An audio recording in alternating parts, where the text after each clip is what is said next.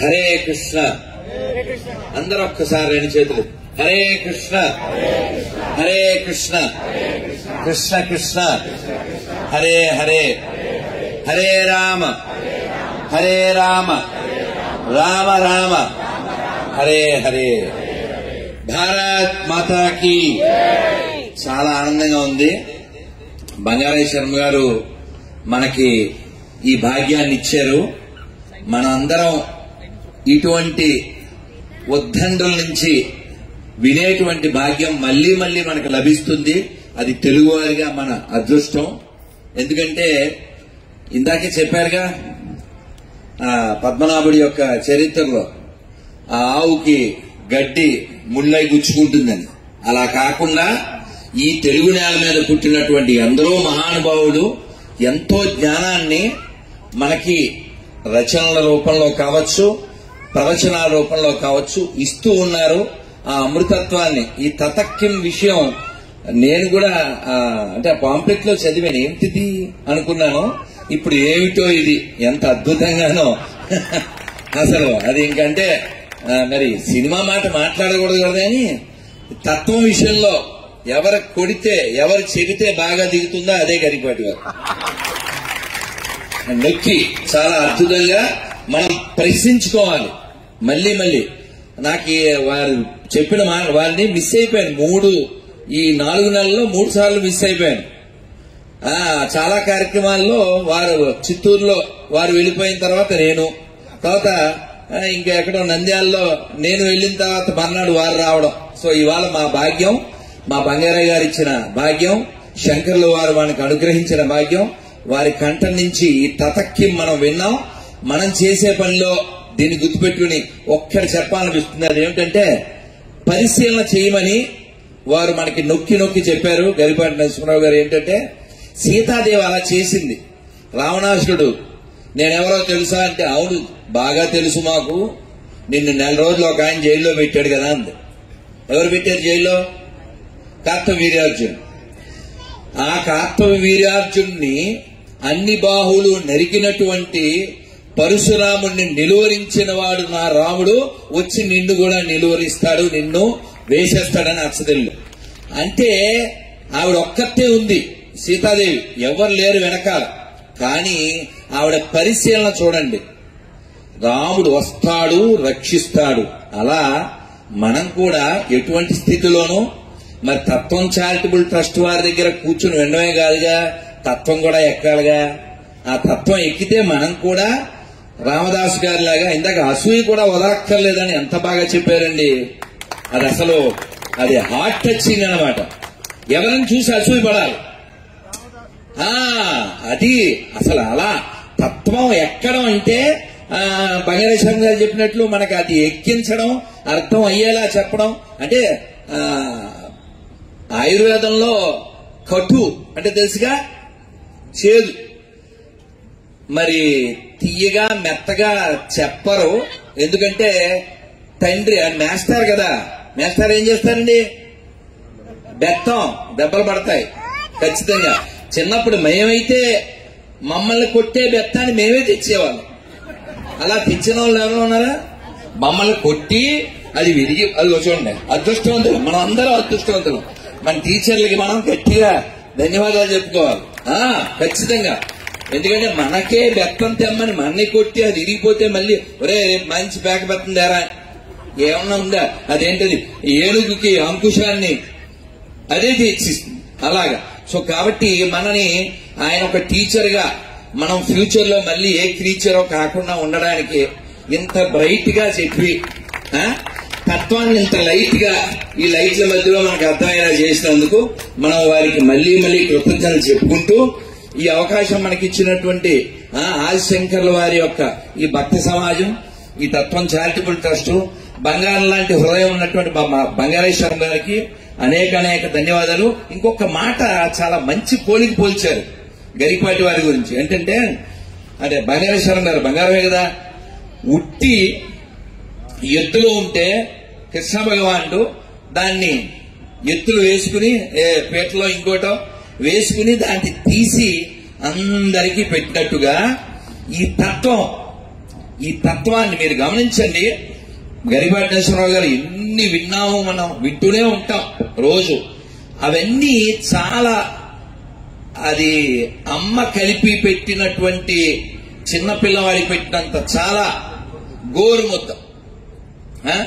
అటువంటి విధంగా మనకి చాలా సులభంగా, అంటే కొండకచో కటువుగా ఉన్నా ఆ కటువుగా ఉన్నటువంటి మందే మన ముందుకు తీసుకెళ్తుంది. ఆ విధంగా వారి యొక్క ప్రవచనాలు మనకెక్కి, ఇందాక వారే చెప్పినట్లుగా ఒక్క కిక్కుతో అది పోకుండా, ఆయన చెప్పింది మరిచిపోతే మనం దిక్కుమాలం అయిపోతాం. అది గుర్తుపెట్టుకుని భగవంతుని దిక్కుగా గుర్తుపెట్టుకుని మనం ఆయన చెప్పారు. ఇందాక అది కూడా చెప్పారుగా, విశ్వామిత్రుడా ఇప్పుడు దక్షిణ దిక్కు వెళ్ళాం, ఇది కాదు ఇంకో దిక్కు అని.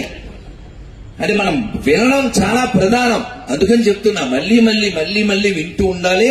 విన్నదాన్ని వారు ఒక్కో మాట నాకు బాగా పట్టుకున్నది ఏంటంటే, నా చరణాలు పట్టుకోవద్దండి, ఆచరించండి. ఆచరణ కావాలి, ఇది కావాలి.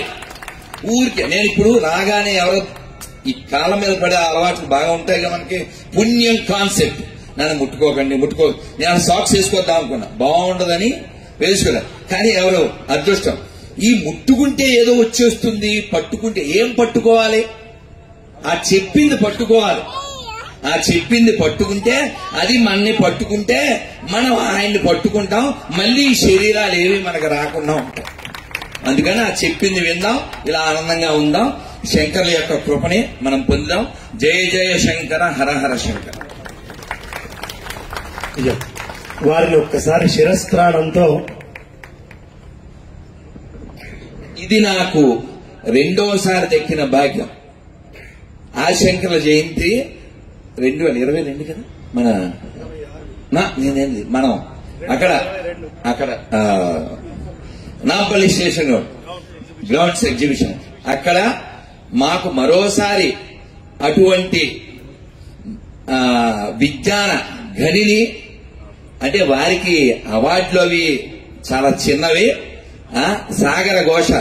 నేను చాలాసార్లు వారు చెప్పినప్పుడు వారి లోపల ఉన్న హృదయ ఘోష అంతా అందులో చెప్పారని నేను విన్నాను. ఇప్పుడు కొనుక్కున్నాను, మా శివాజీ కొనిచ్చాడు కాబట్టి చదివేస్తాను. అందుకని ఇది నాకు రెండోసారి బంగారేశ్వరరావు గారు ఇచ్చిన భాగ్యం. ఆనందంగా గట్టిగా ఒకసారి మనందరూ కరతాళ ధ్వనుల మధ్యలో అదేవిధంగా మా నమో వయం వై శ్రవణాయ దంపతులు వచ్చి అమ్మగారికి వారికి కామేశ్వరో వై శ్రవణో దదాతు. అమ్మ గీతామూర్తి గారు బాబు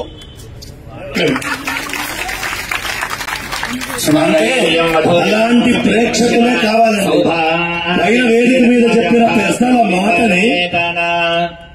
పైన వేదిక మీద చెప్పిన పెద్దల మాటని కింద కూర్చొని ఆచరించే ప్రేక్షకులు కావాలి.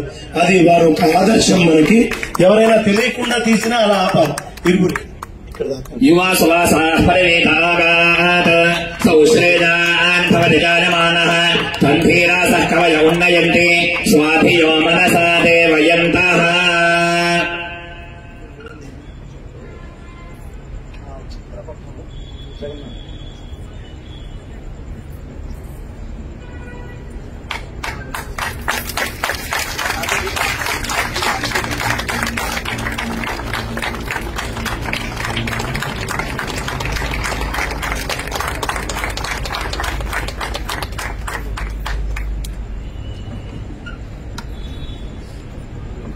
యాః ఫలినీర్యాః ఫలాపుష్పాయాశ్చ పుష్పిణీః బృహస్పతి ప్రసోతాస్తానో వంచంత్వగం హసః. ఇప్పుడు ఒక్క చిన్న పని వారు ఆ కిరీటంతో చేయాల్సింది. ఇటు పక్కకు రండి, ఫోటో తీస్తున్నారు. ఒక్క నిమిషం ఇట్లా నిల్చుంటే దంపతులు ఇద్దరు నమస్కారం చేసుకున్నారా? అమ్మ మీరు కూడా నమస్కారం చేసుకున్నారు. మా విశాఖ రామలింగేశ్వరరావు గారు ప్రగడ రామలింగేశ్వరరావు గారు అనేక చోట్ల నుంచి రకరకాల విషయాల్ని క్రోడీకరించి ద్రాక్ష గుళుచ్చము అని ఓ చక్కటి పుస్తకం, దానికి శలాక రఘునాథ శర్మ గారు పెద్దలైనటువంటి వాళ్ళు అనేక మంది వారి అభిప్రాయాలు కూడా చాలా చక్కగా గ్రంథాన్ని ఇచ్చేశారు అని.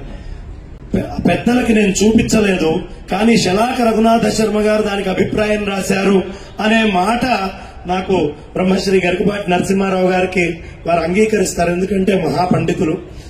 కాబట్టి ఈ ఆది శంకరాచార్య భక్త సమాజము తత్వం చారిటబుల్ ట్రస్ట్ తరఫున ఆ పుస్తకాన్ని అచ్చుగా ఇచ్చాం. ఇక మీరు చేతితోటి వారికి అందించి ఆ పక్కన అట్లా పట్టుకోండి. ఆవిష్కరణ చేస్తున్నాం. ద్రాక్ష గుళ్ళొచ్చాము మన సంస్థ తరఫున అచ్చు వేయబడ్డది. మా విశాఖపట్నం రామలింగేశ్వరరావు గారి రచన.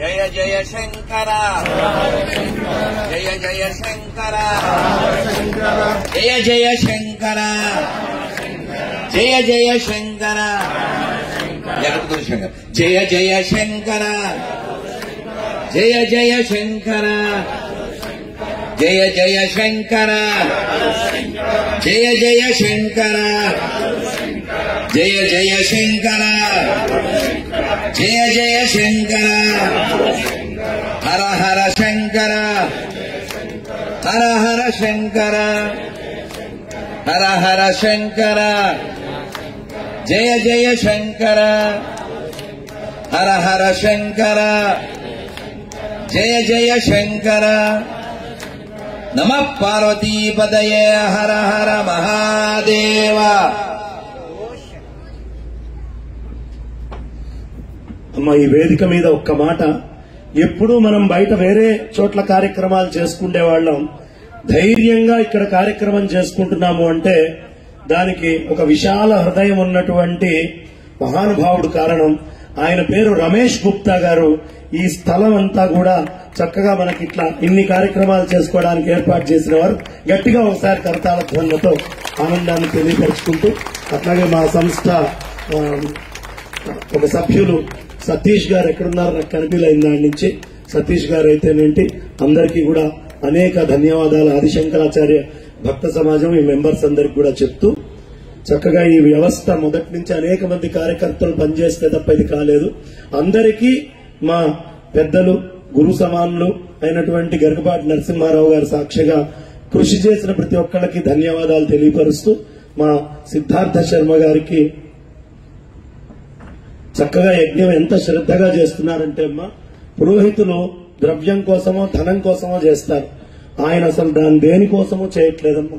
కేవలము ఆ స్వామి అమ్మవారి యొక్క అనుగ్రహం కోసం మాత్రమే చేస్తూ ఉంటారు. ఒకసారి గట్టిగా మనందరి కరతాళ ధ్వనులతో గంటి నగేష్ గారు గట్టిగా శంఖారావు.